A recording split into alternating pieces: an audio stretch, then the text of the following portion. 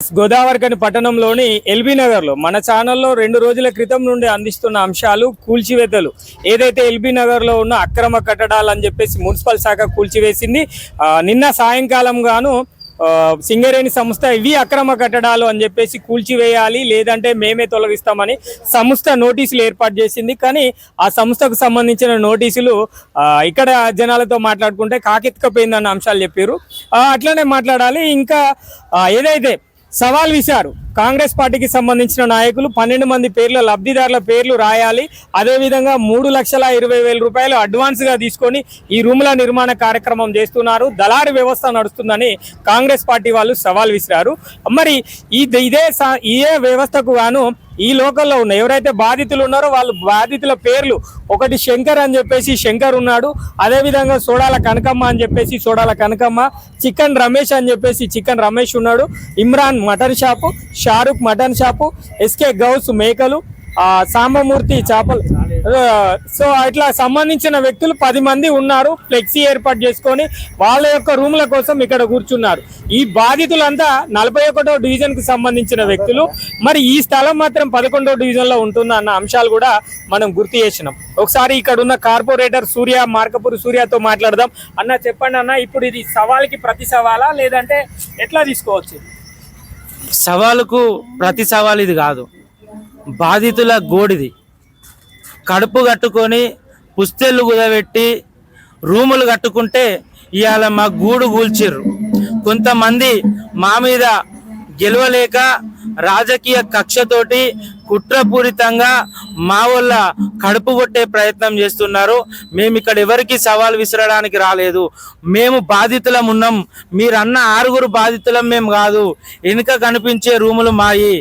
పిల్ల ఉట్టక ముందుకే కుళ్ళ గుట్టినట్టు పిల్లర్లు పడంగానే వచ్చి ఇష్టానుసారంగా ఒకరు 15 రూములు, ఒకరు 16, ఒకరు 15, ఒకరు 12 అని చెప్పి లెక్క పెట్టుకొని పోయి ఈ రోజు వీళ్ళ కడుపు కొట్టారు.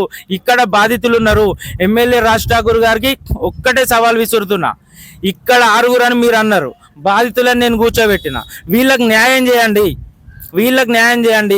దళారీ వ్యవస్థ లేకుండానే వీళ్ళకి న్యాయం చేయండి. ఈ ఇష్యూను ఇక్కడితోటి వదిలిపెడదాం. లేదంటే ఒక్క బాధితునికి అన్యాయం చేసినా భారత కమ్యూనిస్టు పార్టీగా చూస్తూ ఊరుకోం. ఆ బాధితుల పక్షాన మీ క్యాంప్ ఆఫీస్ ముంగట టెంట్ వేసుకొని కూర్చుంటామని చెప్పి చెప్తా ఉన్నా. ఇప్పుడు చెప్పండి అన్న, ఈ 3,20,000 ఎవరు తీసుకున్నట్టన్నా? ఈరోజు రామగుండం ఎమ్మెల్యే గారు కూలగొట్టి కట్టుకోమంటారు. మరి కూలగొట్టడానికి అయితే వాళ్ళకి ఫ్రీగా అధికారులు ఉన్నారు, కూలగొడతారు. మరి కట్టియడానికి కూడా ఫ్రీగా అధికారులు లేరు కదా, కట్టియాలి కదా. కట్టుకోవాలంటే పైసలు కావాలి. అందరు కలిసి ఒక బిల్డర్ను మాట్లాడుకున్నారు, ఆయన దగ్గరికి పోయారు. ఒక రూము ఎంత సైజు అనేది ఆయనతోటి మాట్లాడుకుంటే దాదాపుగా 3,20,000 రూపాయలకు షటర్ తాళాలు చేతికిచ్చే విధంగా మాట్లాడుకున్నారు. వీళ్ళ చేతికి మట్టి అంటకుండా దానికి అడ్వాన్స్గా 1,20,000 రూపాయలు వీళ్ళందరూ బిల్డర్కి అప్పచెప్పిన తర్వాత బిల్డర్ పని స్టార్ట్ చేసిండు. మిగతా 2 లక్షల రూపాయలు వీళ్ళు బిల్డర్కి ఇవ్వాల్సి ఉంది. మధ్యలో గ్యాప్లో ఇది గూలగొట్టిర్రు. ఈ నష్టాన్ని ఎవరు భరించాలి? ఇప్పుడు బాధితులు, నేను మొదటి రోజు కూడా చెప్పిన, 2, 3, 4 బాధితులు ఉన్నారు అని తెలిస్తే మీ సొంత ఖర్చులతోటి కడతారా అని చెప్పి నేను ప్రశ్నించిన. ఈ రోజు కూడా రాజ్ ఠాకూర్ గారిని అడుగుతున్నా, ఈ కూలగొట్టిన బాధితుల రూములు ఎవరు కట్టిస్తారు? అంటే బాధితులు ఎవరైతే నిన్న కాంగ్రెస్ పార్టీకి సంబంధించిన నాయకులు సవాల్ చేశారో అప్పు చేసి మేము కడతాము, బాధితులు ఎవరైనా ఉంటే అని చెప్పారు కదా. ధన్యవాదాలు. ఇగో బాధితులు కట్టించండి అంటే పదకు ఉన్న మాత్రానికి వాళ్ళు మాట్లాడారు. ఎక్స్ట్రాకు సంబంధించిన అంశాలు వారు ఏం మాట్లాడలేదు కదా. ఈ రోజు వాళ్ళు పిల్లర్లను చూసి రూములు అనుకున్నారు. బాధితులను నేను చూపించిన. పెద్ద దుకాణాలు పోయిన వాళ్ళకు కొంత పెద్ద విస్తీర్ణం, చిన్న దుకాణాలకు చిన్న విస్తీర్ణం అని చెప్పి అటు సైడు మేము మాట్లాడుకున్నాం. ఈ రోజు మీరు ఏమంటారు, ఇంతమంది అని మీకు ఒక ఐడియాలజీ ఉండుంటది. ఓకే రైట్, మీ మేయరో మీ ఎమ్మెల్యేనో వచ్చి మీ ఐడియాలజీ ప్రకారం ఈ బాధితులకు ఎంత సైజులో రూమ్ ఇస్తారో వాళ్ళతోటి మాట్లాడి ఇక్కడ ఉన్న వాళ్ళందరికీ రూమ్లు ఇవ్వండి. ఏం సైజ్ ఇస్తారో మీ ఇష్టం, వీళ్ళందరికీ రూమ్లు ఇవ్వండి. నాకు ఎటువంటి అభ్యంతరం లేదు. మీరు చెప్పండి అన్న, అసలు శంకుస్థాపన చేసింది ఎవరు, ఇక్కడ ప్రారంభించింది ఎవరు, ఇక్కడ ఎవరెవరు నాయకులు వచ్చారు? అప్పుడు మీరు కూడా ఇక్కడ భూమి పూజ చేసినప్పుడు ఈ బాధితులకు సంబంధించిన వారు 2, 3తో పాటుగా 2 డివిజన్ల కార్పొరేటర్లు రావడం జరిగింది. సంబంధించిన కార్పొరేటర్ కనుక పూర్తి సమాచారాన్ని వాళ్ళకి ఇస్తాడు అని చెప్పి మనం సహజంగా భావిస్తాం. మీరు అంటే ఇప్పుడు ఎవరైతే 11వ డివిజన్ కార్పొరేటర్ ఉన్నాడు కదా, మరి ఆయనతో ఎట్లాంటి సమన్వయం చేస్తున్నారు కూల్చివేతల తర్వాత? జేసీబీ వచ్చి పిల్లర్ల మీద పడ్డ తర్వాత ఈ రోజు వరకు కూడా నేను నా బాధితులను పట్టుకొని పోరాడుతున్నా. ఇక్కడికి వచ్చిన వాళ్ళతోటే నేను మాట్లాడతా, ఇక్కడికి రాని వాళ్ళతో మాట్లాడే అవసరం నాకు లేదు.